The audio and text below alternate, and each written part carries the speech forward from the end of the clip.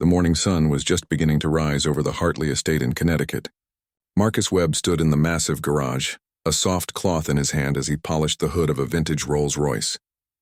The car gleamed under the fluorescent lights, its silver paint reflecting his careful work. Marcus took pride in this. He always had. He was 48 years old and had been working for the Hartley family for 12 years. 12 long years of waking up early, driving the family to their appointments, and caring for their collection of expensive cars. Marcus treated each vehicle like it was his own child. He knew every sound each engine made, every quirk in their systems, every detail that made them special. The garage was his kingdom. 6 luxury cars sat in perfect rows, each one worth more than most people earned in several years. There was the silver Rolls-Royce he was polishing now, a black Mercedes-Benz, a red Ferrari, a blue Bentley, a white Range Rover, and an antique Jaguar that Mr. Hartley loved more than anything. Marcus knew them all by heart. He stepped back to examine his work on the Rolls-Royce. Perfect. Not a single streak or spot remained on the paint. Marcus smiled slightly. This was what he did best.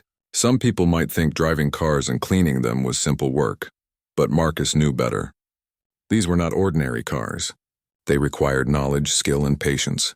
He had learned so much over the years, reading manuals late into the night, watching videos about engine repair, talking to mechanics who specialized in vintage automobiles.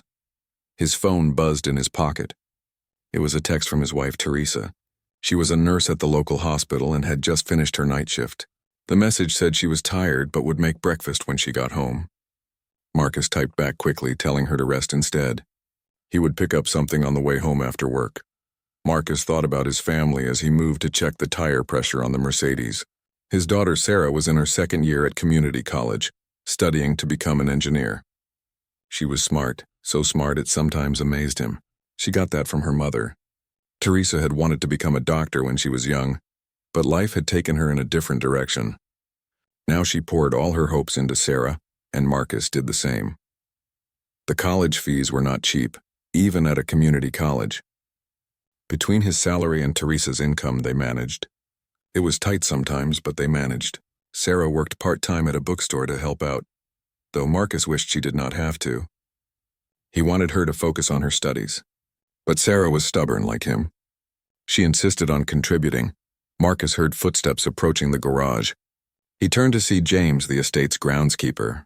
James was an older man, close to retirement, with kind eyes and a weathered face from years of working outdoors. "Morning, Marcus," James said, carrying his coffee mug. "Morning. James, you are here early today. Could say the same about you, but then again, you are always here early." James took a sip of his coffee and looked at the Rolls-Royce. "That car looks brand new." "You have magic hands, my friend," Marcus chuckled. "Just patience and elbow grease. More than that, I have seen those fancy mechanics from the city come here. They charge thousands of dollars and do not do half as good a job as you." James shook his head. "The Hartleys are lucky to have you." Marcus did not respond. He appreciated James's words, but he did not work for compliments. He worked because it was his job and he believed in doing any job well. "Mrs. Hartley seemed upset yesterday," James said carefully. "Did you notice?" Marcus had noticed. Victoria Hartley had been in a terrible mood all week. She had snapped at the housekeepers, complained about the gardeners, and sent back her lunch 3 times because it was not prepared exactly as she wanted. Marcus stayed out of her way when she was like this. He had learned that lesson early in his employment. "She will calm down," Marcus said. "She always does." James did not look convinced, but he did not argue. He finished his coffee and headed back outside to tend to the rose gardens. Marcus returned to his work, unaware that this day would be different from all the others. Around mid-morning, Marcus was under the hood of the Bentley, checking the oil levels. When he heard a car pull into the driveway, he recognized the sound of the engine.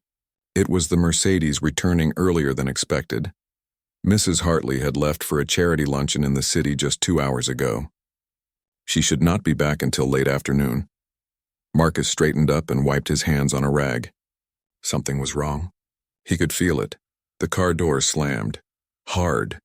Then he heard the click of high heels on the concrete, fast and angry. Victoria Hartley appeared in the doorway of the garage. She was a tall woman in her early 50s, always dressed in expensive clothes and jewelry. Today she wore a cream-colored suit and pearls. Her face was red with anger. "Marcus!" she called out sharply. "Yes, Mrs. Hartley." Marcus set down his tools and walked toward her. "Come here now." Marcus approached carefully. He had seen Mrs. Hartley angry before, but something about her expression today made him nervous. Her eyes were cold and hard. "Look at this." She pointed at the side of the Mercedes. "Look at what you did." Marcus bent down to examine the car. There was a scratch on the passenger side door, about 6 inches long. It had cut through the black paint down to the metal underneath. His heart sank. But then he looked closer. The scratch had dirt in it and the edges were rough. This was not fresh. "Mrs. Hartley, this scratch was already here. I filed a report about it 3 days ago." "Do not lie to me." Victoria's voice rose. "I inspected this car myself before I left for my luncheon. There was no scratch. You damaged it while moving it around in this garage, and now you are trying to cover it up." "Ma'am, I promise you I did not scratch this car. The damage was there when you came back from your appointment on Tuesday. I wrote it down in the maintenance log." "I can show you." "I do not want to see your log." "I want you to take responsibility for your carelessness." Marcus took a deep breath. He had to stay calm. "Mrs. Hartley, please. If you check the log, you will see—" "But are you arguing with me?" Victoria stepped closer, her face inches from his. "After 12 years, I thought you understood your place here. I thought you knew better than to talk back to me." The words stung. Marcus felt his jaw tighten, but he kept his voice level. "I am not arguing, ma'am. I am just trying to explain what happened. What happened is that you were careless. What happened is that you damaged a $60,000 vehicle and then tried to lie about it." Victoria crossed her arms. "I have been too lenient with you, Marcus. Too trusting. That was my mistake. Mrs. Hartley, please let me show you the maintenance log. It has the date and time." "Enough!" Victoria held up her hand. "I do not want to hear any more excuses. I have had enough of your incompetence." Marcus felt something cold settle in his stomach. He knew what was coming. "You are fired, Marcus. Effective immediately. I want you to collect your things and leave my property within the hour." The words hit him like a physical blow. Fired. After 12 years. After countless early mornings and late nights. After caring for these cars like they were priceless treasures. After never missing a day of work. Never being late, never complaining. "Mrs. Hartley, please reconsider. I have been loyal to your family." "Quite loyal?" Victoria laughed, but there was no humor in it. "Is it loyal to damage my property and lie about it?" "I should have known better than to trust." "Well, never mind. The decision is made. You are dismissed." Marcus heard what she did not say. He saw it in her eyes, in the curl of her lip. This was not really about the scratch. Maybe it had never been about his work at all. The realization made him feel sick. "What about a reference?" Marcus asked quietly. "I will need one to find another job." "A reference?" Victoria's eyebrows rose. "After what you did? Absolutely not. Consider yourself fortunate that I am not pursuing legal action for the damage. But Mrs. Hartley, I have a family. My daughter is in college. That is not my concern. You should have thought about your family before you damaged my car." Victoria turned to walk away, then paused. "And Marcus, do not bother saying goodbye to anyone. Just gather your belongings and go. I will have security escort you out if necessary." She walked away, her heels clicking on the concrete. Marcus stood there, unable to move for a moment. 12 years. Gone in an instant. And for something he did not even do. His hands shook as he walked to the small office at the back of the garage where he kept his personal items. There was not much. A change of clothes in case he got dirty working on the cars. His lunchbox. A photo of Teresa and Sarah that he kept on the desk. A few books about car maintenance. A coffee mug that Sarah had given him for Father's Day 3 years ago. He packed everything into a cardboard box. His movements were mechanical, automatic. He felt numb. As Marcus walked through the garage one last time, he paused by each car. The Rolls-Royce he had just polished. The Bentley he had been checking. The antique Jaguar that needed its oil change next week. Who would take care of them now? Who would notice when the Ferrari's engine sounded slightly off? Or when the Range Rover's brakes needed adjustment? He shook his head. It did not matter anymore. These were not his responsibility now. Marcus stepped out of the garage into the bright sunlight. Other staff members were scattered around the estate working on their various tasks. Maria, one of the housekeepers, saw him carrying the box. Her eyes widened and she started to walk toward him, but Marcus shook his head slightly. He could not talk about it right now. If he tried to speak, he might break down, and he would not give Victoria Hartley that satisfaction. James was pruning the rose bushes near the driveway. When he saw Marcus, he set down his shears and hurried over. "Marcus, what is happening? Why do you have that box?" "I have been let go, James." "What? Why? Does it matter?" Marcus tried to smile but could not quite manage it. "Take care of yourself." "My friend, this is not right. Mr. Hartley would never—" "Mr. Hartley is not here. The family patriarch was traveling in Europe on business and would not return for another 2 weeks." Marcus knew that if Mr. Hartley had been home, things might have gone differently. The older man had always treated Marcus with respect, had always appreciated his work. But Mr. Hartley was not here, and his wife had absolute authority in his absence. Marcus walked to his own car, an old Honda that he had kept running for 15 years. He put the box in the passenger seat and sat behind the wheel. For a long moment, he just stared at the mansion in his rearview mirror. 12 years of his life, and it ended like this. He thought about Teresa, about how worried she would be when he told her. He thought about Sarah, about the college fees due next month. He thought about the bills, the mortgage, the careful budget they maintained that depended on both incomes. But mostly, Marcus thought about the injustice of it all. He had done nothing wrong, nothing. And yet he was being punished, dismissed, thrown away like he meant nothing. Marcus started the car and drove away from the Hartley estate. He did not look back. He could not. If he did, he might see Mrs. Hartley watching from a window, satisfied with what she had done. Or worse, he might see the other staff members, good people who had become his friends over the years, watching him leave and knowing they could do nothing to help. The drive home took 20 minutes, but it felt like hours. Marcus's mind raced with questions. How would he tell Teresa? How would they pay their bills? What kind of job could he find without a reference from his most recent employer? 12 years at one job showed stability, but only if someone was willing to confirm it. When he pulled into the driveway of his modest home, Teresa's car was already there. She must have gone straight to bed after her shift. Marcus sat in his car for a few minutes, gathering his courage. Then he picked up the box and went inside. The house was quiet. Teresa was probably asleep upstairs. Marcus set the box on the kitchen table and sat down, his head in his hands. For the first time since Victoria Hartley had fired him, he let himself feel the full weight of what had happened. He had been humiliated, disrespected, cast aside without a second thought. And the worst part was knowing that his skill, his dedication, his 12 years of loyal service had meant nothing in the end. Nothing at all. Marcus heard footsteps on the stairs. Teresa appeared in the doorway wearing her pajamas, her hair pulled back. She had been asleep, but she was awake now, concern written all over her face. "Marcus, you are home early. What is wrong?" He looked up at his wife, the woman who had stood by him for 22 years through good times and bad. And he told her everything. Teresa listened without interrupting. When he finished, she walked over and wrapped her arms around him. She did not say it would be okay. She did not make empty promises. She just held him, and for now that was enough. Outside, the afternoon sun continued to shine. Life went on. The world did not stop because Marcus Webb had lost his job.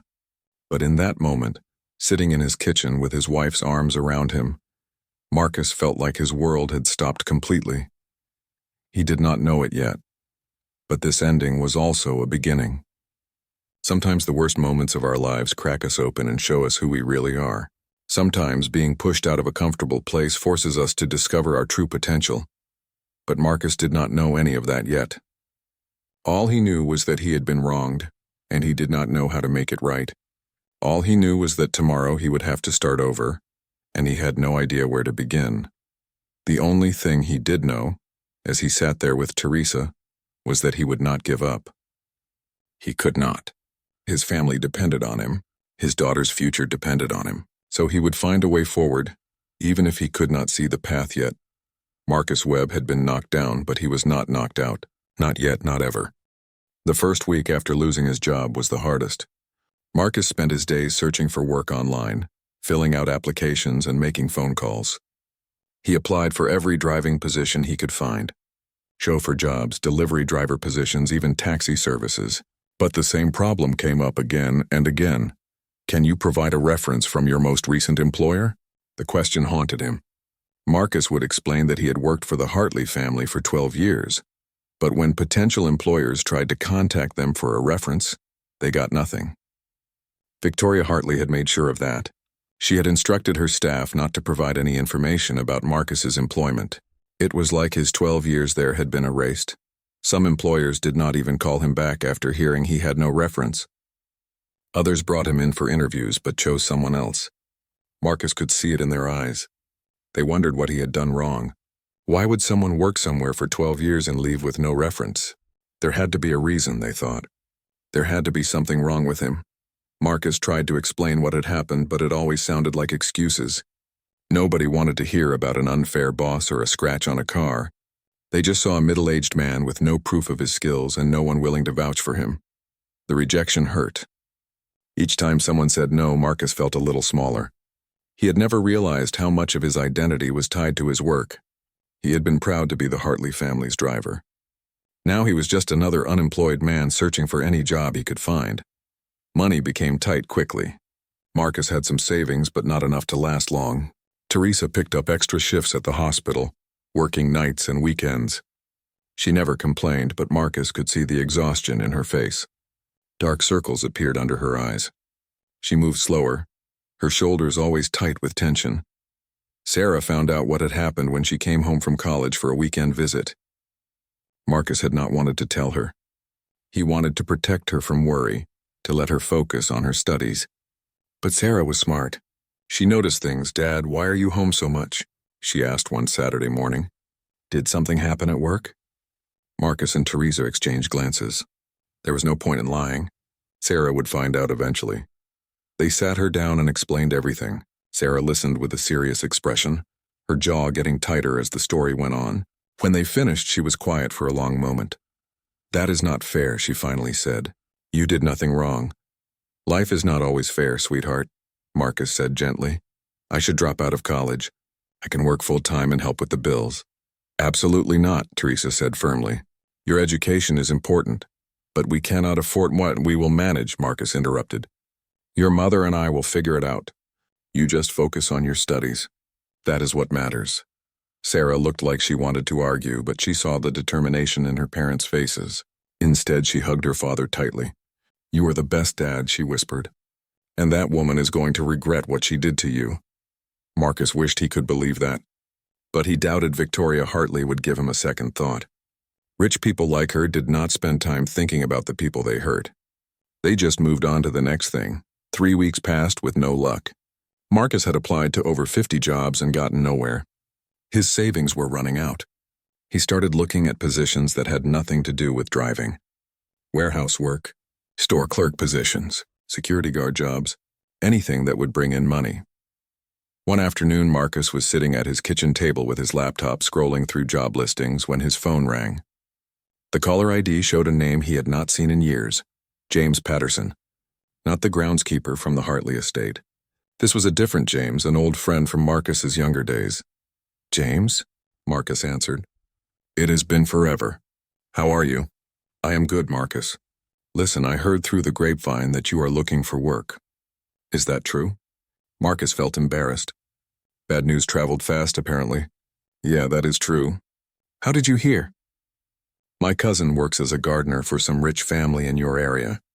He mentioned that you left the Hartleys." I was surprised. "I thought you loved that job." "I did. It just did not work out." Marcus did not want to go into details. "Well, I might have something for you. Can you come by my shop tomorrow? I want to talk to you about a project." James owned a small automotive restoration shop about 30 miles away. Marcus had visited it once or twice years ago, back when they used to meet up more regularly. It was a modest place, nothing fancy, but James did good work. "What kind of project?" Marcus asked. "I will explain tomorrow. Just come by around 10 if you can." "Trust me, you are going to want to hear this," Marcus agreed. After they hung up, he felt a small spark of hope for the first time in weeks. Maybe this was the break he needed. The next morning, Marcus drove to James's shop. It was located in an older part of town, in a building that had probably been there for 50 years. The sign outside said, "Patterson's Auto Restoration" in faded letters. Marcus parked and went inside. The shop smelled like motor oil and metal. 2 cars were up on lifts, and tools covered every available surface. James emerged from the back, wiping his hands on a greasy rag. He was a big man with a full beard and kind eyes. "Marcus, good to see you, man." James pulled him into a hug. "Thanks for coming." "Of course. You said you had a project?" "I do. Come here, let me show you something." James led Marcus to the far corner of the shop where a car sat covered with a tarp. He pulled the tarp off with a dramatic flourish, revealing a beautiful but damaged Ferrari. It was a 1961 model. Red paint faded and scratched, chrome dulled with age, but Marcus could see the potential underneath. "Wow," Marcus breathed. "This is a 250 GT. You know your Ferraris." James grinned. "A client brought this in 6 months ago. He wants a full restoration. But Marcus, I am in over my head. I know classic American cars pretty well, but these Italian beauties? They are a different beast. I need someone who really understands them." Marcus walked around the Ferrari slowly, examining every detail. He saw rust that needed to be removed, paint that needed to be redone, an engine that probably needed to be completely rebuilt. But he also saw what it could become. This car was a masterpiece, and with the right care it could be magnificent again. "Why are you thinking of me?" Marcus asked. "Because I remember you talking about the cars you worked on for the Hartleys. Vintage Rolls-Royces, classic Jaguars, luxury vehicles from all over the world. You know this stuff, Marcus. You really know it. I was mostly a driver. I just maintained the cars. Do not sell yourself short. The things you described doing? That was not just maintenance. That was craftsmanship. You understand these machines." James put his hand on Marcus's shoulder. "I need help.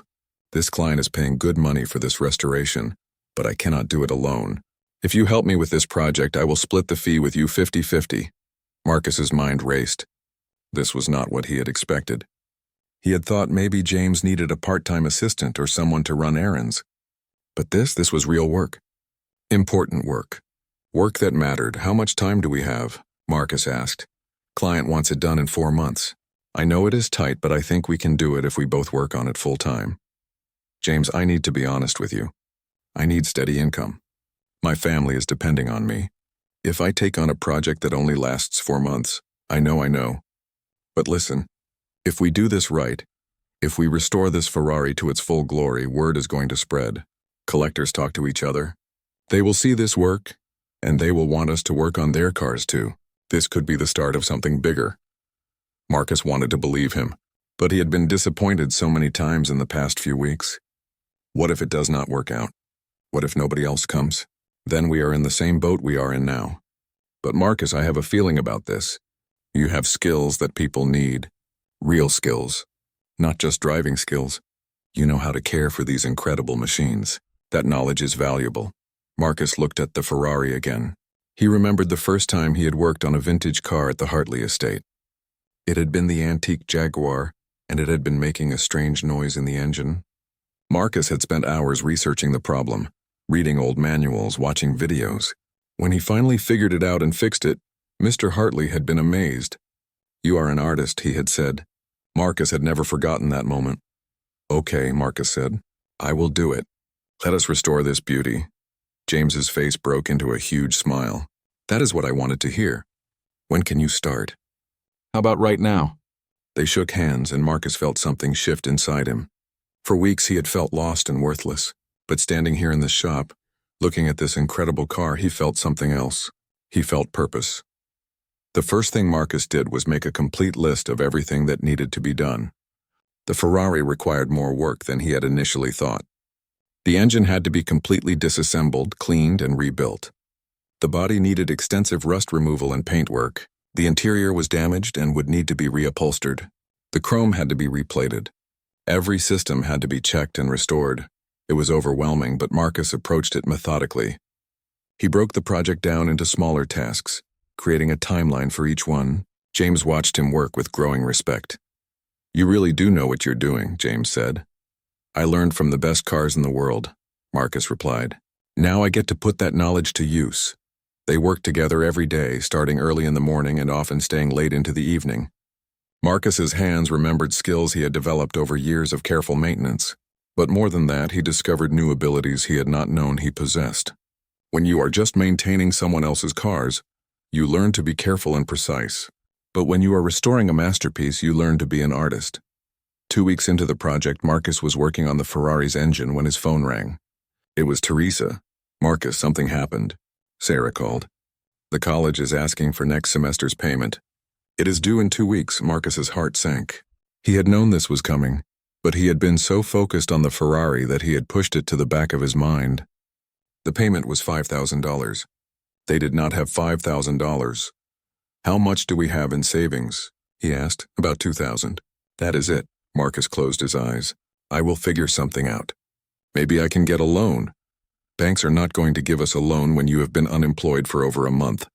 Then I will find another way. Sarah is not dropping out of college. I will make sure of it." After he hung up, Marcus stood there for a moment, feeling the weight of responsibility pressing down on him. He had thought working on the Ferrari would solve his problems, but it would be months before he saw any real money from it. What was he supposed to do until then? James came over concerned. "Everything okay?" Marcus explained the situation. James listened, then scratched his beard thoughtfully. "What if I gave you an advance on your share of the Ferrari payment?" "James, I cannot ask you to do that." "You are not asking. I'm offering. Look, I need you to finish this project. If you are stressed about money and your daughter's college, you cannot focus. Let me help." Marcus felt emotion welling up in his chest. After weeks of rejection and closed doors, here was someone offering help without being asked. "I will pay you back. I know you will. We are partners now, remember?" With the advance from James, Marcus was able to pay Sarah's college fees. The relief was enormous. Teresa cried when he told her, and Sarah called to thank him, her voice full of gratitude and love. But something else happened too. Word began to spread about the Ferrari restoration. A few collectors who were friends with James's client stopped by the shop to see the progress.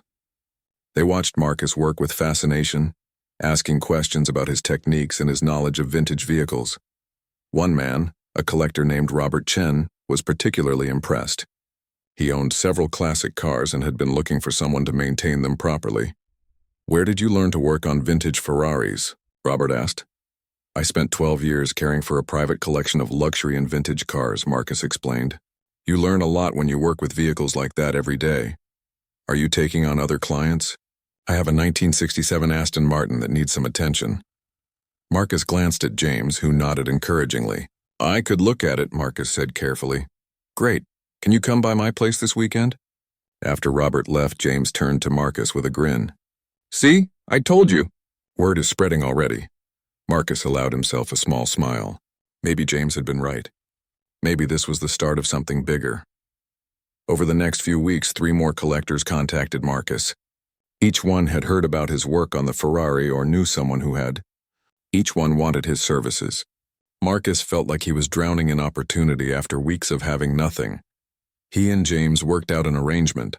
Marcus would continue working on the Ferrari, but he could also take on side projects in the shop during evenings and weekends. James would only take a small fee for use of the space and equipment.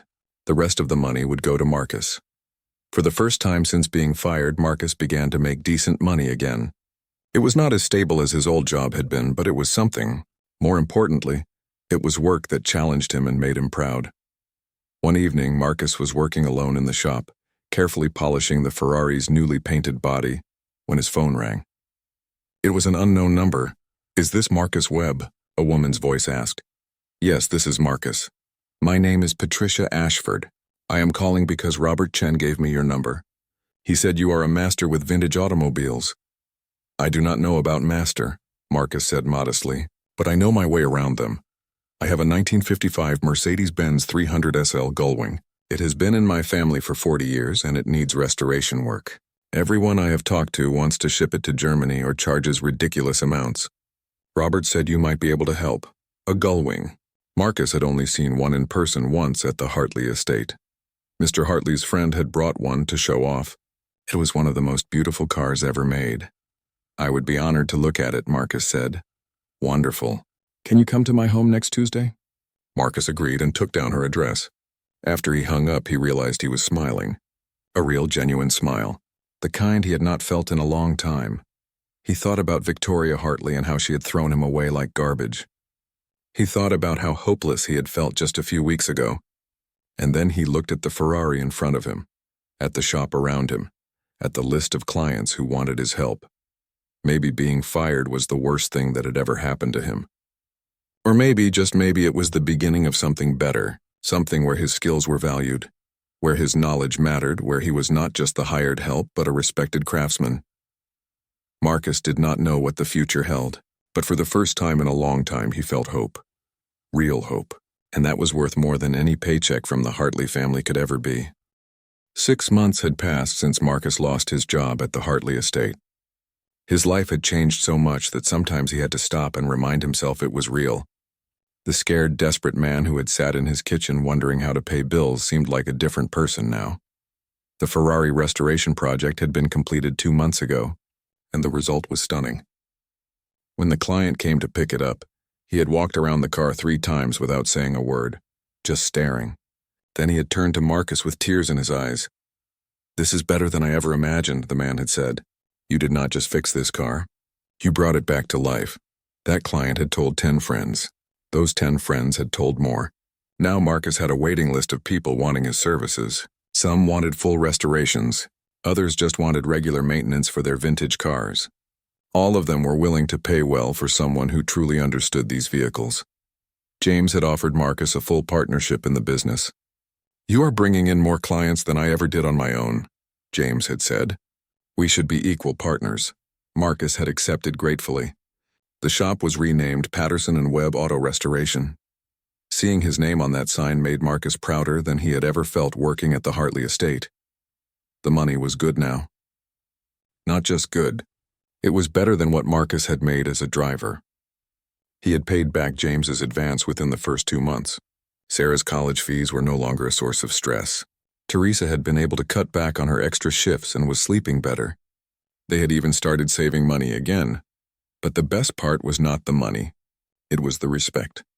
When people came to the shop, they did not treat Marcus like hired help. They treated him like an expert. They asked for his advice. They listened when he talked. They valued his opinions. Marcus had also started mentoring. A young man named David, fresh out of technical school, had come looking for work. Marcus saw himself in David, eager to learn, willing to work hard, but needing someone to teach him. Marcus hired him and began showing him everything he knew. "Why are you teaching me all this?" David asked one day. "Are you not worried I will take your clients?" Marcus smiled. "There is enough work for everyone. Besides, someone taught me once. Now I am teaching you. That is how knowledge should work." In truth, much of what Marcus knew was self-taught. He had learned by reading, watching, doing, and making mistakes. But people at the Hartley estate had helped him too. Especially Mr. Hartley himself, who had always encouraged Marcus to learn more about the cars he cared for. Thinking of Mr. Hartley made Marcus wonder how things were at the estate. He had not heard anything about the family in months.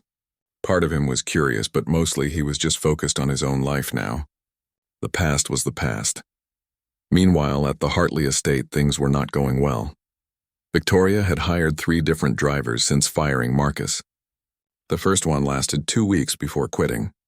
He said the job expectations were unreasonable. The second one stayed a month but scratched the Range Rover backing it out of the garage. Victoria fired him immediately. The third driver was competent enough at driving, but knew nothing about maintaining the cars. The vehicles began to show signs of neglect. The Rolls-Royce developed an oil leak that the new driver did not notice until it had caused engine damage. The Ferrari's battery died because nobody remembered to start it regularly and keep it charged. The Bentley's leather seats developed cracks because they were not being properly conditioned. Victoria noticed these problems but did not fully understand their significance.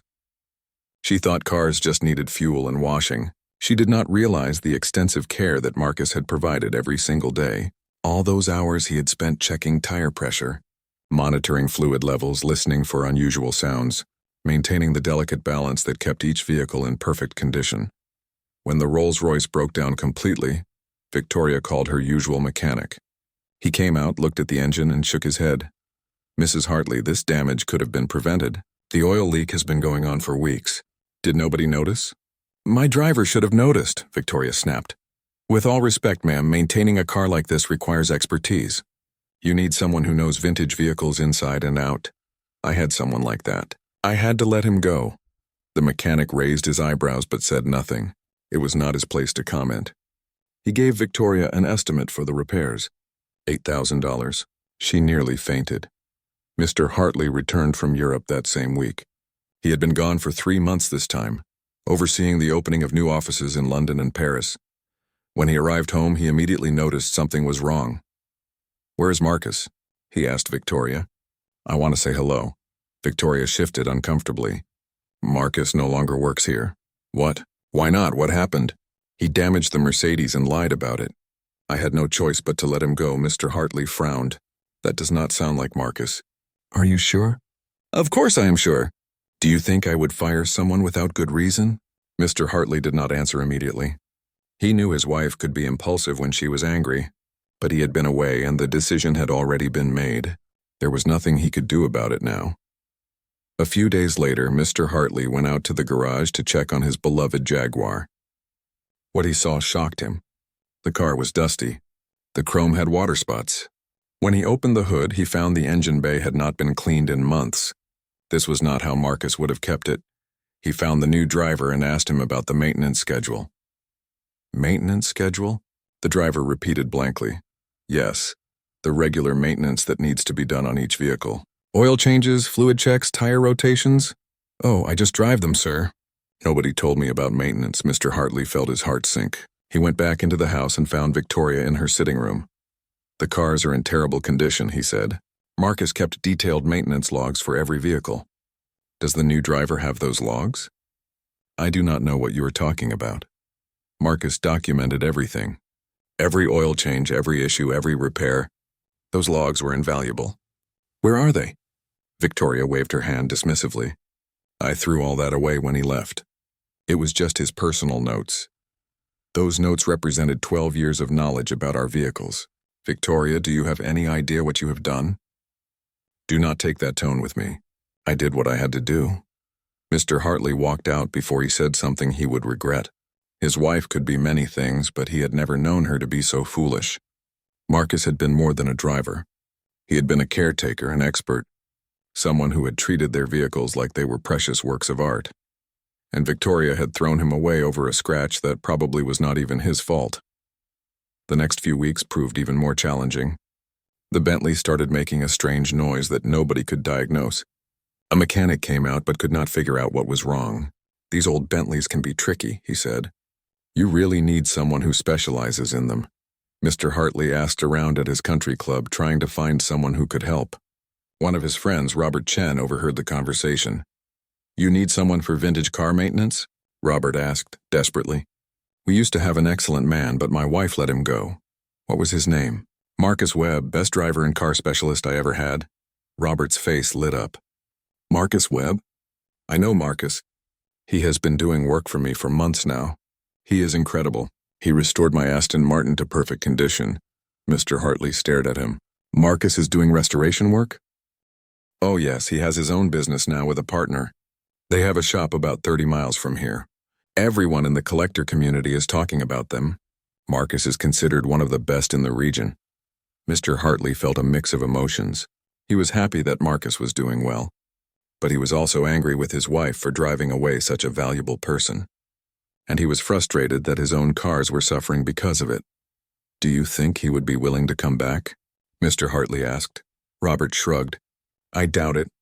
He seems very happy with what he is doing now. Plus, he has more work than he can handle. People are waiting months to get on his schedule." That evening, Mr. Hartley told Victoria what he had learned. She tried to act like it did not matter, but he could see the surprise in her eyes. "So he got lucky and found a job," she said. "Good for him. It is more than a job, Victoria. He has built a reputation. He is respected. People seek him out specifically." "I am sure you are exaggerating," but Mr. Hartley was not exaggerating. He started asking around more, and everywhere he went, he heard the same thing. Marcus Webb was the man to see for vintage and luxury automobiles. His knowledge was extensive. His work was flawless. His prices were fair. One afternoon, Mr. Hartley attended a car show in Greenwich. It was an annual event that brought together collectors from all over Connecticut and neighboring states. The show featured rare and beautiful vehicles. Everything from antique Fords to modern Lamborghinis. Mr. Hartley wandered through the show, admiring the cars. He stopped in front of a stunning 1961 Ferrari 250 GT, painted in perfect red with chrome that gleamed like mirrors. A small plaque next to it said, "Restored by Patterson and Webb Auto Restoration." A man standing nearby saw Mr. Hartley looking at the plaque. "Beautiful work, is it not?" "Yes, very impressive. That is my car. I bought it in terrible condition 6 months ago. Marcus Webb and his partner brought it back to life. Best money I ever spent. Marcus Webb did this." "He did most of it, yes." "The man is an artist. Do you see that engine bay?" The owner opened the hood to reveal an immaculately clean and organized engine. Marcus rebuilt this engine by hand. Every part is either original or period correct. He sourced pieces from all over the world. His attention to detail is incredible. Mr. Hartley stared at the engine. He thought about all the times he had found Marcus in the garage, bent over an engine, his hands moving with careful precision. He had always known Marcus was skilled, but he had never fully appreciated the depth of that skill. As he walked through the rest of the car show, Mr. Hartley saw 3 more vehicles that had been restored or maintained by Patterson and Webb. Each one was perfect. Each owner spoke about Marcus with the same reverence, calling him a master craftsman and expert, someone who truly understood these magnificent machines. Victoria had come to the car show with him, though she seemed bored by the whole thing. Mr. Hartley pulled her aside near the end of the day. "Do you see these cars?" He gestured around them. 4 of them were worked on by Marcus. "The man you fired. The man you said was incompetent." Victoria looked uncomfortable. "So he learned some new skills." "What does that have to do with us?" "It has everything to do with us. Our cars are falling apart because we do not have anyone with his knowledge. Meanwhile, he has become one of the most sought-after specialists in the region. Do you understand what we lost? I did what I thought was right at the time." "No, Victoria. You did what your pride told you to do, and now we are paying the price." Mr. Hartley walked away, leaving his wife standing alone among the beautiful cars. For the first time, Victoria felt a small seed of doubt. Had she made a mistake? A week later, the Rolls-Royce broke down again. The repairs from before had not fixed all the problems. The mechanic said the car needed extensive work, possibly even a new engine. The cost would be enormous. Victoria remembered Marcus polishing that same Rolls-Royce every morning, treating it like it was the most precious thing in the world. She remembered how the car had always run perfectly under his care, how it had never given them a single problem in all the years he had maintained it. She thought about calling Marcus, asking him to come back. But her pride would not let her. She had fired him. She had refused to give him a reference. She had treated him terribly. Why would he even consider helping her now? Instead, Victoria tried to find other specialists, but everyone she called either had a waiting list or was not experienced enough with vehicles of that caliber. One mechanic suggested she contact Marcus Webb. "He is the best in the area for vintage luxury cars," the mechanic said. "I am aware of who Marcus Webb is," Victoria replied coldly. After she hung up, she sat in her sitting room, staring at the oil painting of her family that hung above the fireplace. She thought about her conversation with the mechanic. Even strangers recognized Marcus's expertise now. The man she had dismissed as just a driver had become someone that professionals recommended. Meanwhile, Marcus was at the shop, working on a beautiful 1955 Mercedes-Benz 300 SL Gullwing. The restoration was going well, and the owner, Patricia Ashford, stopped by regularly to check on progress. She always brought coffee and pastries and seemed genuinely interested in the work. "My father bought this car the year I was born," Patricia told Marcus during one visit. "It was his pride and joy. After he passed away, I could not bear to sell it, but I did not know how to care for it properly. I am so grateful to have found you." "It is an honor to work on a car with such history," Marcus said. "Where did you learn all this? Did you study automotive engineering?" Marcus smiled. "No formal training. I learned by doing. I spent 12 years caring for a collection of luxury and vintage cars. Every day was a learning experience. Well, whoever owned that collection was lucky to have you." Marcus did not respond.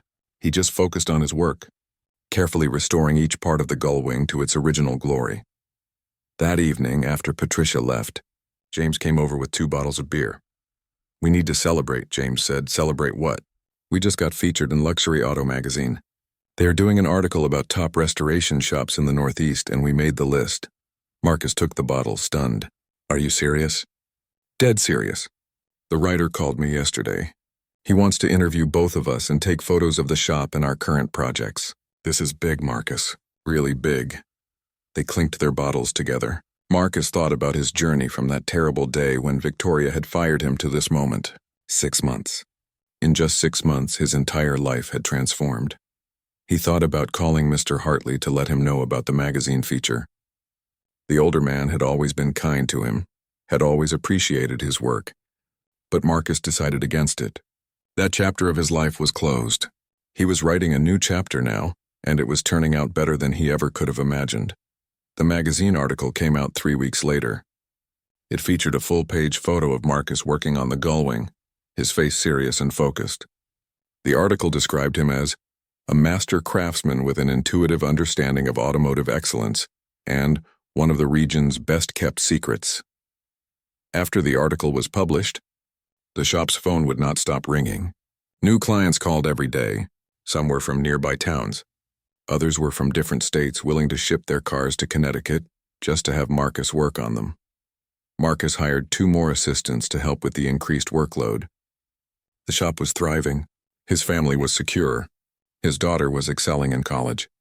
Teresa had started taking pottery classes in her free time, something she had always wanted to do but never had the time or money for. Life was good. Better than good. It was fulfilling in a way Marcus had never experienced before. He was not just working for someone else anymore. He was building something of his own, something that mattered, something that would last. And Victoria Hartley? She was about to learn a very difficult lesson about the value of the people we dismiss. The invitation arrived on expensive cream-colored paper with gold embossing. Victoria Hartley was invited to the annual Greenwich Charity Gala, the social event of the season. The gala raised money for children's hospitals and always attracted the wealthiest families from Connecticut and neighboring states. Victoria never missed it. This year she had planned to arrive in the vintage Rolls-Royce. It would have been perfect. The car's elegant silver paint and classic lines always turned heads. But the Rolls-Royce was still in the shop, waiting for parts that had to be shipped from England. The mechanic said it would be another 3 weeks at least. Victoria considered taking the Bentley instead, but it had that strange noise that nobody could fix. The Mercedes had the scratch she had blamed Marcus for, which now seemed to mock her every time she saw it. The Ferrari was too flashy for a charity event. That left the Range Rover, which was nice but not special enough for an entrance. She called Mr. Hartley into her sitting room. He was reading the newspaper as he did every morning after breakfast. "We have a problem," Victoria announced. "What kind of problem?" "The gala is in 2 weeks. I cannot arrive in the Range Rover, it is too ordinary." Mr. Hartley looked at her over his reading glasses. "Then take one of the other cars. The Rolls-Royce is still broken. The Bentley sounds like it is dying. The Ferrari is too much. The Mercedes has that scratch." "The scratch you blamed Marcus for?" Victoria ignored the comment. "I need the Rolls-Royce fixed before the gala.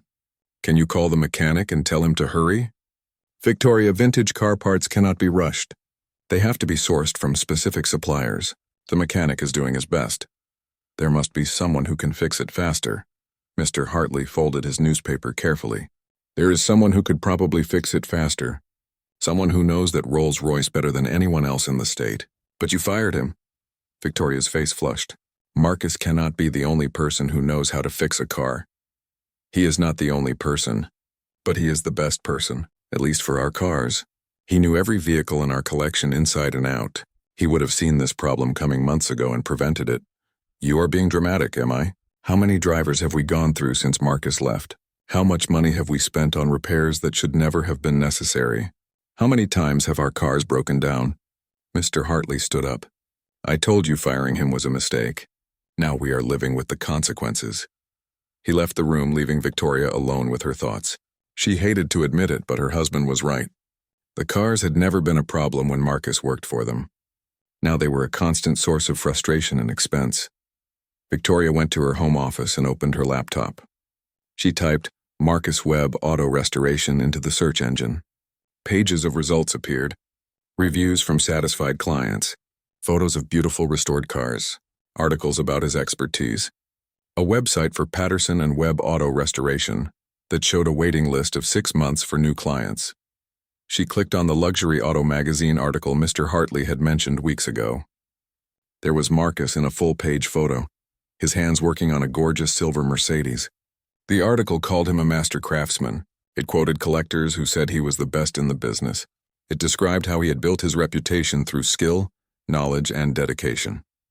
Victoria stared at the photo for a long time. This was the same man she had fired 6 months ago. The same man she had refused to give a reference. The same man she had accused of lying and incompetence. How had she been so wrong? The truth was uncomfortable. Victoria had not really fired Marcus because of the scratch. She had fired him because she was angry about other things in her life, and he had been an easy target. Her son's business deal had fallen through. Her daughter had moved across the country and rarely called.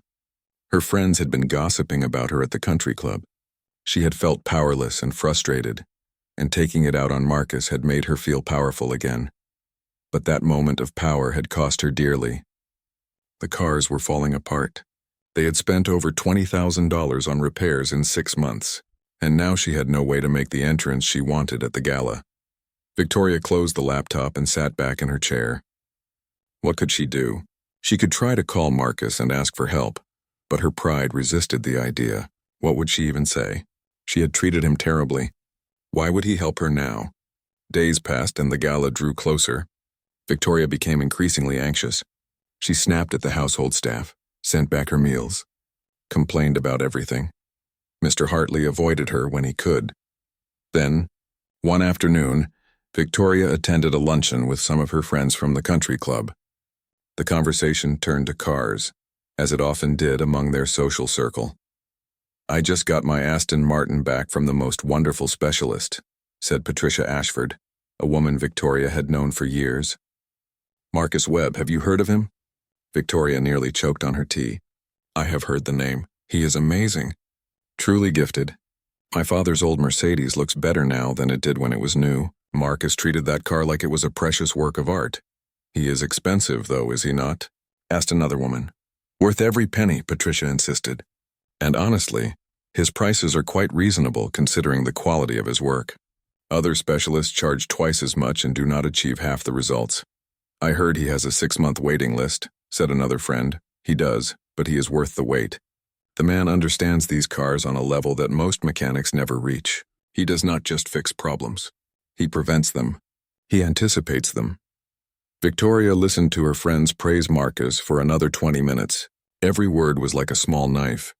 These were the same qualities she had once benefited from when Marcus worked for her, and she had thrown them away. After the luncheon, Victoria sat in her Mercedes in the parking lot, unable to start the engine. She felt something she rarely felt, genuine regret. Not just regret about losing a skilled employee, but regret about how she had treated another human being. Marcus had worked for her faithfully for 12 years, and she had dismissed him cruelly over something that was not even his fault. Victoria drove home slowly, her mind racing. When she arrived at the estate, she found Mr. Hartley in the garage looking sadly at the Rolls-Royce. "The mechanic called," he said. "The parts are delayed another week. The car will not be ready for the gala." Victoria nodded slowly. "I need to tell you something. I was wrong about Marcus. I was wrong to fire him, and I was wrong about why I fired him." Mr. Hartley turned to look at his wife, surprised. Victoria rarely admitted to being wrong about anything. "I know," he said gently. "I want to call him. I want to apologize and ask if he can help with the Rolls-Royce. Victoria, I do not think... I know he will probably say no. I know I do not deserve his help. But I need to try. I need to at least apologize for how I treated him." Mr. Hartley studied his wife's face. He saw something there he had not seen in a long time. Humility. "All right. But please be sincere. Do not just apologize because you need something from him."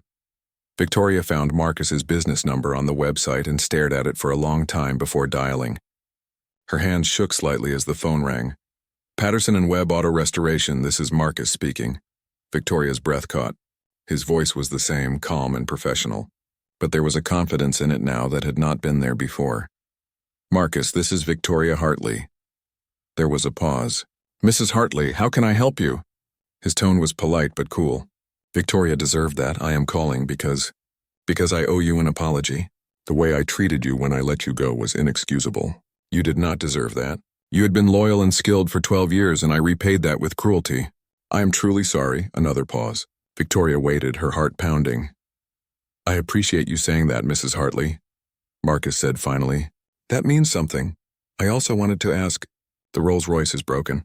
It needs work before a charity gala I'm attending in 2 weeks. I know you have a waiting list, and I know I have no right to ask, but I wondered if you might be able to help." "What is wrong with the car?" Victoria explained the problems as best as she could understand them. Marcus listened without interrupting. "That sounds like the fuel pump and possibly the timing chain," Marcus said. "The Rolls-Royce was due for a timing chain replacement when I left. I had ordered the part, but I guess it never got installed." Of course, Marcus would have known. He had always known. "Can you fix it?" Victoria asked. "I can fix it, Mrs. Hartley, but I need to be honest with you. I am not your employee anymore. I run a business now. If you want me to work on the Rolls-Royce, it will be as a professional service provider, not as your driver. I will charge my standard rates, which are probably higher than what you paid me before." "I understand. Whatever your rates are, I will pay them." "All right. I can come look at the car tomorrow morning. But Mrs. Hartley, I want to be clear about something. I accept your apology and I am willing to help with the car. But I am not interested in coming back to work for you. My life has moved in a different direction." The words stung, but Victoria had expected them. "I understand. Thank you for being willing to help at all." After they hung up, Victoria sat in her office for a long time. She felt a strange mix of relief and sadness. Relief that Marcus had accepted her apology and agreed to help. Sadness that she had lost something valuable that could never be recovered. The next morning, Marcus arrived at the Hartley estate at 9 o'clock. Victoria watched from the window as he pulled up in a nice truck with Patterson and Webb Auto Restoration printed on the side. He was dressed in clean work clothes and carried a professional-looking tool bag. Mr. Hartley went out to greet him, and Victoria saw them shake hands warmly. They talked for a few minutes, and Mr. Hartley laughed at something Marcus said. Victoria felt a pang of jealousy. Her husband had always liked Marcus, and that friendship was still there. Victoria took a deep breath and went out to the garage. Marcus was already examining the Rolls-Royce, his hands moving over the engine with the same careful attention she remembered. "Marcus," she said. He looked up. "Mrs. Hartley, thank you for coming." Of course, there was an awkward silence. Victoria struggled to find words. She had never been good at genuine conversation with staff, or former staff, or whatever Marcus was now. "The garage looks different," Marcus said, filling the silence, "but the cars are the same." "They are not in as good condition as they used to be," Victoria admitted. "I can see that." Marcus pointed to the Bentley. "That noise you mentioned is probably the transmission mount. Easy fix if you catch it early, but if it goes too long, you will need a full transmission rebuild. Can you fix that too? I can look at it while I am here." Marcus spent the next hour examining the Rolls-Royce thoroughly. Victoria and Mr. Hartley both watched from a distance. Finally, Marcus came over with a list of problems. "The fuel pump needs to be replaced, as I thought. The timing chain is stretched and needs to be replaced. There are also some worn gaskets that should be addressed, and someone has been using the wrong type of oil, which has caused some buildup in the engine." "Can you fix all of that in 2 weeks?" Victoria asked. "I will have to clear my schedule, but yes, I can do it. However, I need to be honest with you about the cost. Parts and labor for everything I mentioned will be around $8,000. Victoria did not flinch. "That is fine. Whatever it costs. I will need to take the car to my shop. I have all my tools and equipment there." "Of course. Whatever you need." Marcus arranged to have the Rolls-Royce transported to his shop that afternoon. Before he left, Mr. Hartley pulled him aside. "Marcus, it is good to see you doing well. Really well." "Thank you, Mr. Hartley. That means a lot coming from you. I want you to know that I did not support Victoria's decision to let you go. I was traveling at the time, and when I came back and found out what had happened, I was furious. I appreciate that, sir. But honestly, getting fired was probably the best thing that could have happened to me. It forced me to see my own value." Mr. Hartley smiled sadly. "Our loss was the world's gain, it seems." Over the next 2 weeks, Marcus worked on the Rolls-Royce at his shop. He did not rush the job. Every repair was done with precision and care. He replaced the fuel pump and timing chain. He fixed the gaskets and flushed the engine to remove the buildup. He even detailed the interior and polished the exterior until it shone like new. David, his young assistant, watched in awe. "You really love this car, do not you?" "I do," Marcus admitted. "I spent 3 years learning everything about this particular Rolls-Royce. Every quirk, every sound it makes, every detail. It is like seeing an old friend." "Are you going to go back to work for them?" "No, that chapter is closed. But I can still take care of their cars. Just in a different capacity now." When the Rolls-Royce was finished, Marcus called Victoria to let her know. She came to pick it up the next day, driving herself in the Mercedes. When she saw the Rolls-Royce, she gasped. The car looked incredible. Better than she remembered. The silver paint gleamed. The chrome sparkled. When Marcus started the engine, it purred like a contented cat. This is beautiful," Victoria said. "It looks brand new." "I did a little extra work on it," Marcus admitted. "Fixed some small cosmetic issues that had been bothering me for years." Victoria walked around the car slowly, examining every detail. "Marcus, this is exceptional work. Truly exceptional." "Thank you, Mrs. Hartley." She turned to face him. "I realize now what we lost when I fired you. Not just your skills as a driver and mechanic, but your dedication and your care. You treated our cars better than we treated you, and I am ashamed of that." Marcus did not know what to say. He had not expected such honesty from her. "I hope you will consider doing regular maintenance on our vehicles going forward," Victoria continued. "As a client, not as an employee. We would pay your standard rates." "I can do that," Marcus agreed. "I will put you on my schedule. I have a few openings for regular maintenance clients." Victoria paid Marcus's bill without question, even though it was substantial. As she prepared to drive away in the beautiful Rolls-Royce, she turned back one more time. "Marcus, I know this does not change anything, but I am sorry. Really, truly sorry, and I am glad that things worked out well for you." "Thank you, Mrs. Hartley, I appreciate that." Victoria drove away, and Marcus watched her go. James came up beside him. "How do you feel?" James asked. Marcus thought about the question. 6 months ago, he had left this estate feeling worthless and defeated. Now he was returning their car as a respected professional, on his own terms, being paid what he was worth. "I feel good," Marcus said. "Really good." That night, the Hartley family gathered for dinner. Victoria told her husband about picking up the Rolls-Royce and her conversation with Marcus. "He has really become something special," she said. The way he talked about the car, the pride in his work, the confidence in himself. "He is not the same man who worked for us." "He is the same man," Mr. Hartley corrected gently. "We just never saw his full potential. We kept him in a box labeled driver and never looked beyond that." Victoria nodded slowly. "You are right, and that was my failure more than anyone's." The night of the charity gala arrived. Victoria wore a stunning evening gown and her best jewelry. When she stepped out of the house, the Rolls-Royce was waiting, polished and perfect. Mr. Hartley had arranged for a professional driver for the evening. But Victoria found herself wishing Marcus were driving. Not because he was a better driver, but because she wanted to show him that she valued him now in a way she had not before. The gala was held at a beautiful estate in Greenwich. When Victoria arrived in the Rolls-Royce, people stopped and stared. The car was magnificent and everyone wanted to know about it. "It is a 1965 Rolls-Royce Silver Cloud," Victoria explained to a group of admirers. "It was just restored by Marcus Webb of Patterson and Webb Auto Restoration." "Marcus Webb?" one woman said. "He did work on my husband's Jaguar." "He is wonderful. The best in the business," another man agreed. All night people asked about the car and complimented its condition. Each time Victoria made sure to credit Marcus by name. It was the least she could do. Later in the evening, Victoria was surprised to see Marcus himself at the gala. He was wearing a nice suit and talking with a group of people she recognized as serious car collectors. He was not there as staff. He was there as a guest. Their eyes met across the room. Victoria nodded to him with respect. Marcus nodded back. It was a small gesture, but it said everything that needed to be said. She acknowledged his success. He acknowledged her apology. They had both moved on, but there was peace between them now. Victoria realized something important that night. By firing Marcus, she had thought she was punishing him. Instead, she had freed him to become something greater than he could have been in her employ. Her cruelty had accidentally become his liberation. It was a hard lesson to learn.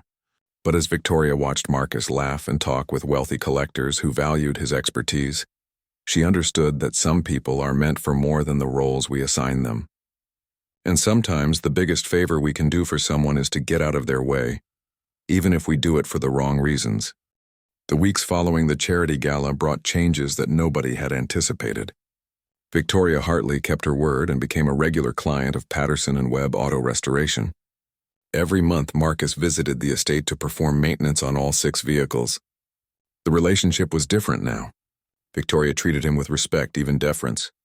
She listened when he explained what needed to be done, and never questioned his recommendations. Mr. Hartley was always happy to see Marcus. They would talk about cars, about life, about how things had changed. There was an easiness between them that had never existed when Marcus was an employee. Sometimes they had coffee together in the garage while Marcus worked. Just 2 men who appreciated beautiful machines and good conversation. But despite the improved relationship, Marcus never forgot what Victoria had done to him. He was professional and polite, but there was a distance now that could never be bridged. She had shown him who she really was in that moment 6 months ago, and he could not unsee it. Marcus's business continued to grow. The magazine article brought even more clients. His waiting list extended to 8 months. He hired another assistant and expanded the shop.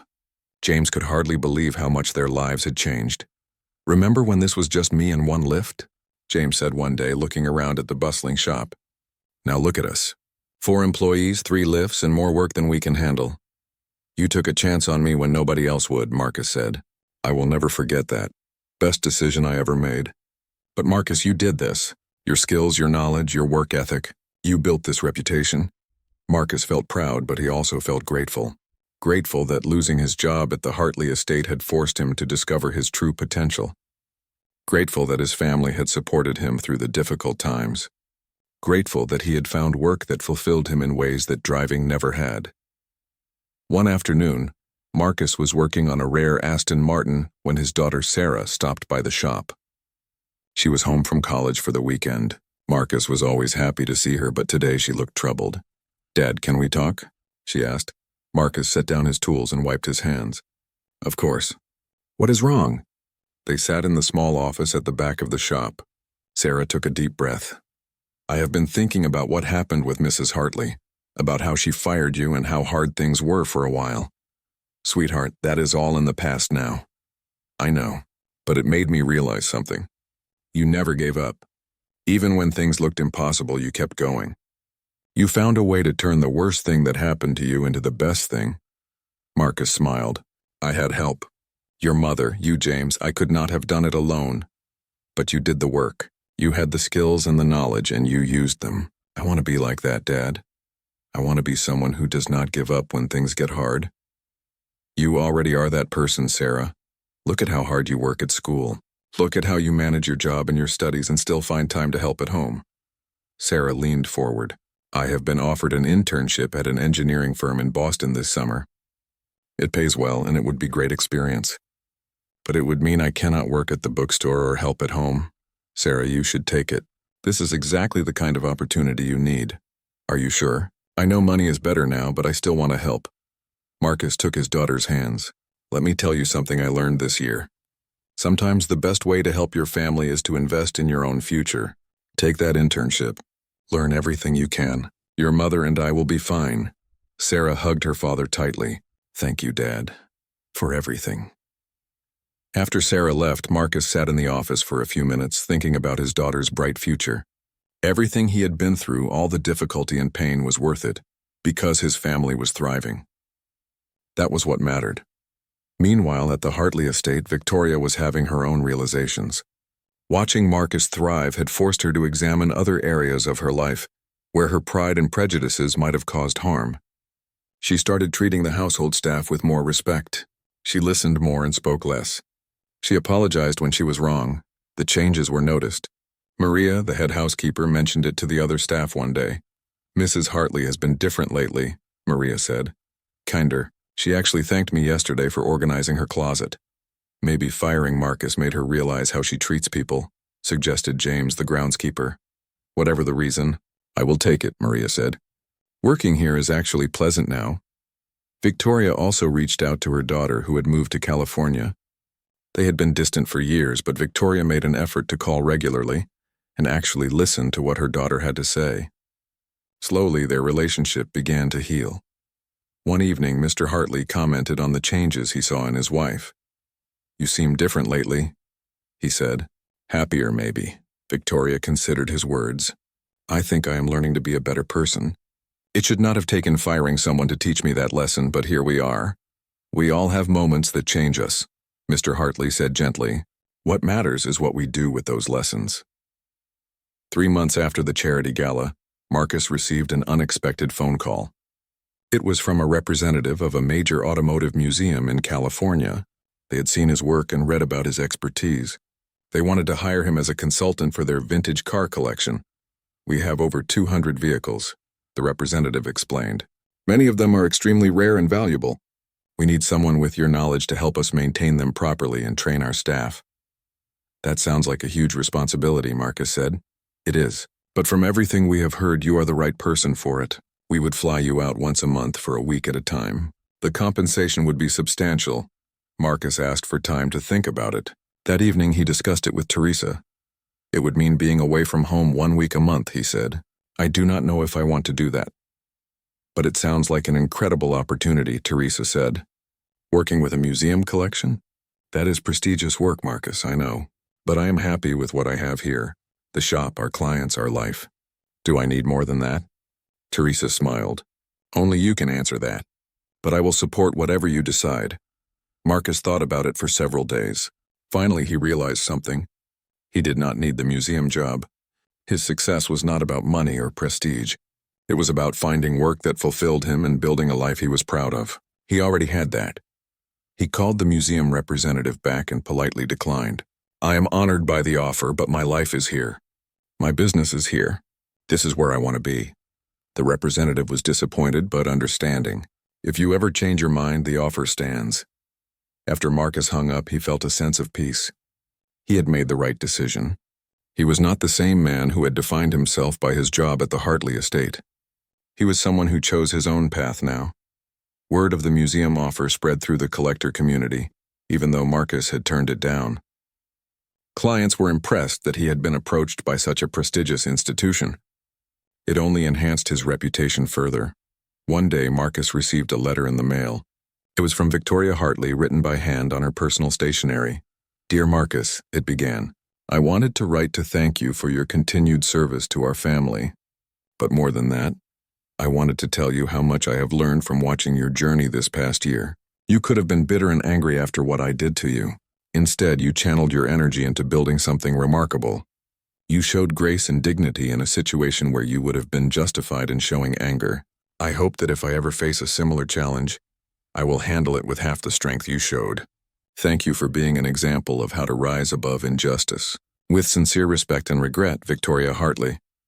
Marcus read the letter several times. It was thoughtful and genuine. He showed it to Teresa that evening. "Are you going to respond?" she asked. "I do not know. Part of me wants to just let it be. The relationship we have now works. I do not need to dig into the past. But maybe she needs you to respond. Maybe she needs to know that you have truly forgiven her." Marcus thought about that. Teresa was right. Holding on to resentment, even quiet resentment, was not good for anyone. He sat down and wrote a simple reply. "Dear Mrs. Hartley, thank you for your letter. I appreciate your words and your honesty. I have learned that sometimes the hardest moments in life push us toward our true path. What happened between us was difficult, but it led me to discover abilities I did not know I had. I have forgiven you, and I hope you have forgiven yourself. Life is too short to carry regrets. Respectfully, Marcus Webb." He mailed the letter the next day and felt a weight lift from his shoulders. True forgiveness meant letting go completely. It meant not holding the past over someone's head, even in small ways. Marcus realized he had been doing that, maintaining a professional distance that was really just a form of punishment. It was time to truly move forward. The next time Marcus visited the Hartley estate for routine maintenance, Victoria was waiting in the garage. She had his letter in her hand. "Thank you for this," she said simply. "You are welcome. I wondered if you might stay for lunch when you finish your work. Mr. Hartley would love to have you join us." Marcus hesitated. Eating lunch with clients crossed a line from professional to personal. but he saw the hope in Victoria's face. This was not about luxury or status. This was about trying to make amends in the only way she knew how. "I would like that," Marcus said. Lunch was pleasant.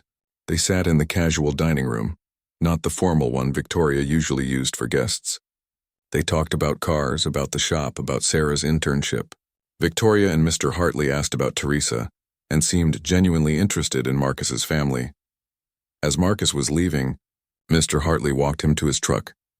"Thank you for giving her a chance," Mr. Hartley said. "She really is trying to be better." "I can see that," Marcus said. "We all deserve second chances." "You are a good man, Marcus Webb. Always were, always will be." Marcus drove away from the estate feeling something he had not felt in a long time. Closure. Real closure. The wound that Victoria had inflicted was finally healed, not because time had passed, but because both of them had grown from the experience. Months turned into a year. The anniversary of Marcus's firing came and went. He marked it privately, thinking about how much his life had changed. If someone had told him a year ago that he would be running a successful business, would have a growing reputation, would be financially stable and fulfilled in his work, he would not have believed them, but here he was. The shop continued to thrive. Marcus trained his assistants with the same patience someone had once shown him. He shared his knowledge freely, believing that lifting others up did not diminish his own success. Sarah excelled at her internship and was offered a full-time position after graduation. She would be an engineer, just like she had always dreamed. Marcus and Teresa could not have been prouder. Teresa's pottery had evolved from a hobby to a small side business. She sold her pieces at local craft fairs and enjoyed the creative outlet. The stress that had marked her face during Marcus's unemployment was gone, replaced by laugh lines and contentment. One evening, Marcus and James were closing up the shop after a long day. They stood outside looking at their sign with pride. "You know what I realized today?" James said. "We are doing exactly what we are supposed to be doing." "This is our purpose," Marcus nodded. "I think you are right. Funny how life works out sometimes. Not so funny when you are going through it, though. Those weeks after you got fired, when things were so uncertain, that was scary." "It was. But it taught me something important. Your worth is not determined by how other people treat you. It is determined by what you do with the opportunities you are given, even when those opportunities come disguised as disasters." James clapped Marcus on the shoulder.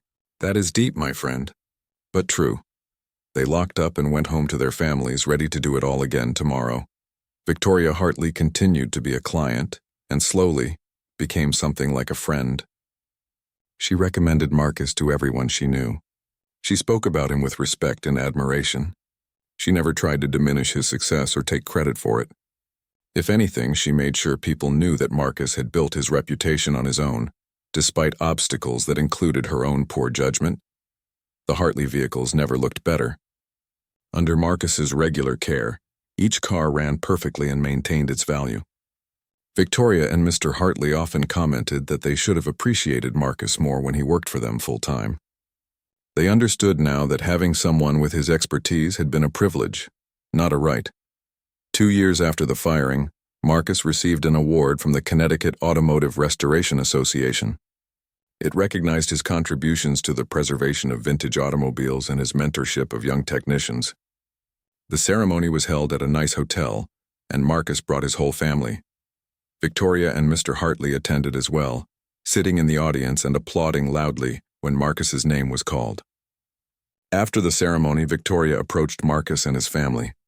"Congratulations," she said warmly. "This award is well deserved." "Thank you for coming," Marcus said, genuinely meaning it. "I wanted to be here. I wanted to see you honored for your incredible work." Victoria turned to Teresa and Sarah. "You must be so proud of him." "We are," Teresa said. "We always have been." As the Hartleys walked away, Sarah leaned close to her father. "You did it, Dad. You really did it." Marcus looked around the room at the other award recipients, at the people who had recognized his skills and knowledge, at his family who had supported him through everything. He thought about the journey that had brought him here, from that terrible morning in the Hartley garage to this moment of recognition and achievement. "We did it," he corrected gently, "all of us together." That night, driving home with his award in the back seat, Marcus reflected on the strange path his life had taken. Victoria Hartley had kicked him out, had treated him cruelly, had tried to diminish his worth. She had meant to hurt him, to punish him for something he had not done. But she had actually given him a gift, though she had not meant to. She had forced him out of a comfortable but limiting situation. She had pushed him to discover abilities he had not known he possessed. She had inadvertently set him on a path to success and fulfillment that would have been impossible if he had remained her driver. Marcus did not thank Victoria for firing him. That would be too much, but he no longer resented her for it either. He had taken her worst and turned it into his best. He had transformed rejection into opportunity, defeat into victory, an ending into a beginning. In the end, Victoria's regret was real and deserved. She had learned important lessons about how we treat people and how our actions have consequences. She had grown as a person, even if that growth came at the cost of losing someone valuable. But Marcus's story was about more than Victoria's regret. It was about resilience and self-discovery. It was about finding the courage to see your own worth even when others do not. It was about taking the broken pieces of your life and building something beautiful from them. Marcus Webb had been kicked out of a job, but he had found his true calling. He had been dismissed and diminished, but he had risen and thrived. His mastery of his craft had been there all along. It just took losing everything to find it. And that, in its own way, was the greatest victory of all. Not because Victoria regretted what she had done, though she did, but because Marcus had discovered that his value was never dependent on her recognition.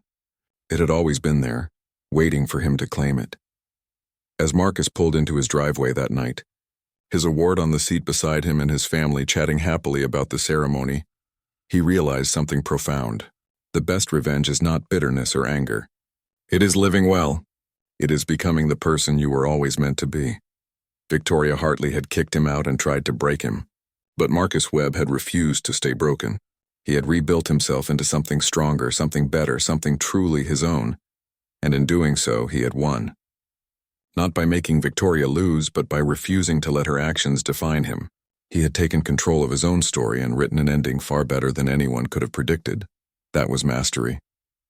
Not just of cars, but of life itself, and no one could ever take that away from him. The stars shone bright over Connecticut that night. Inside the Webb house there was laughter and love and pride. Outside, Marcus's truck sat in the driveway, the Patterson and Webb logo visible in the streetlight. Tomorrow would bring new projects, new challenges, new opportunities to use the skills Marcus had spent a lifetime developing. But tonight was for celebration, for family, for recognizing how far they had all come. Marcus Webb had been knocked down, but he had gotten back up. He had been dismissed, but he had claimed his worth. He had been told he was not good enough, but he had proven that he was better than anyone had imagined. That was his story. Not a story of revenge or bitterness, but a story of triumph. A story of finding your true path even when you are pushed off your planned one. A story of discovering that sometimes the worst thing that happens to you is actually the beginning of your best chapter. And as Marcus lay down to sleep that night, his wife beside him and his daughter's laughter echoing from her room, he felt something he had not felt in his old life at the Hartley estate. He felt free, free to be himself, free to use his gifts fully, free to build the life he wanted rather than the life someone else had designed for him. Victoria Hartley had regretted her actions, and that was good. Growth and regret meant she was learning to be better. But Marcus Webb had done something far more important. He had forgiven, moved forward, and built something magnificent from the ashes of his old life.